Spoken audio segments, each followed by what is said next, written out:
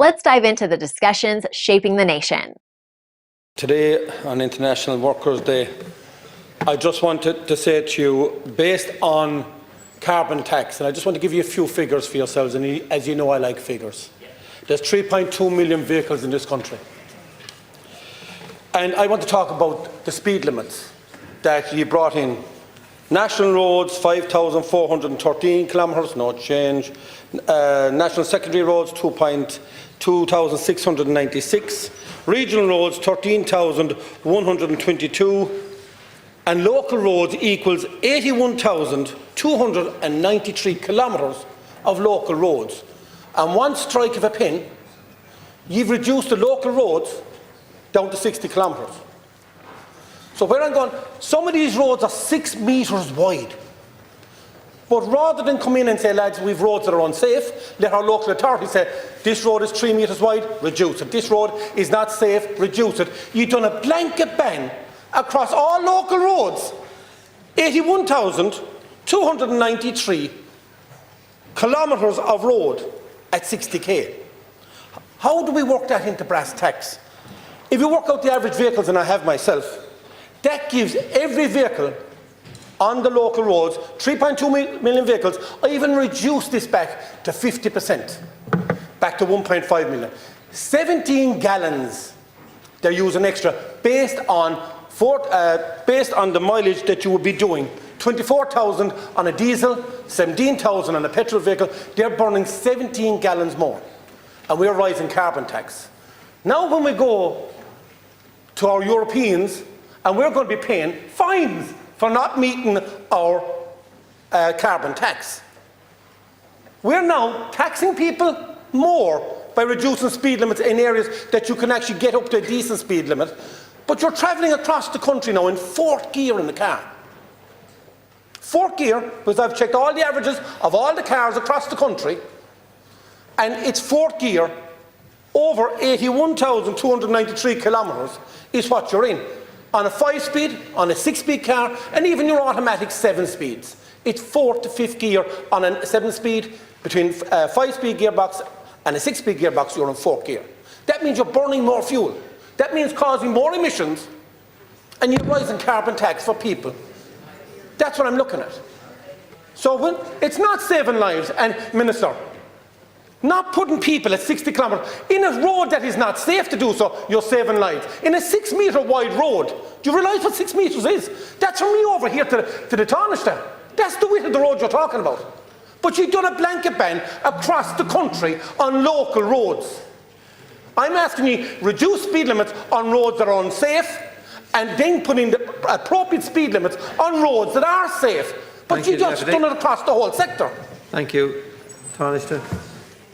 Thank you very much. Sorry, I was taking a lot of figures there, but I appreciate you've done a lot of work, Deputy O'Donoghue, and thank you in relation to that. Look, I think the debate, and I think the purpose of your question is largely around the whole issue of carbon tax, but on the issue of speed limits, I mean, it is about trying to get this right. It is about recognising that far too many people, and we all share this view, far too many people die on Irish roads. The progress, being very honest, the progress that we had made as a country is now at best stalled. And indeed in recent years has gone backwards. And we all know and think of far too many tables that have an empty seat around them. And the speed limits issue is about trying to get that right, because speed kills. And certainly as politicians, certainly as a politician, I like to rely on the expert advice and input of the likes of the Road Safety Authority in terms of how we get this right. But I do think it's important that we empower on local roads, particularly the local authorities, because they sometimes have that degree of local knowledge in terms of recognising the safety of roads, and can feed in positively to that too. Look, in relation to carbon, I think we've got to be very honest in relation to the climate debate in this country. We have a huge amount of work to do to get our country to where it needs to be, to get Europe to where it needs to be in relation to climate action. And one part, and it's a small part of the overall piece of work that has to be done, is in relation to carbon tax and in relation to what that revenue is used for. and I know you'd be on to ministers' offices on behalf of your constituents in Limerick, no doubt, and you'd be talking about the fuel allowance and you'd be talking about the retrofitting, and I'm very pleased to say that a lot of the money that's collected through the carbon tax is now going back into that. So what it is trying to do is make sure that there is a fairness to this, that Minister Caleary's department, as one example, is seeing that a lot of people who, in terms of expanding the fuel allowance, the funding of that is coming directly from carbon tax. So sometimes people wonder, when I pay this, where does it go?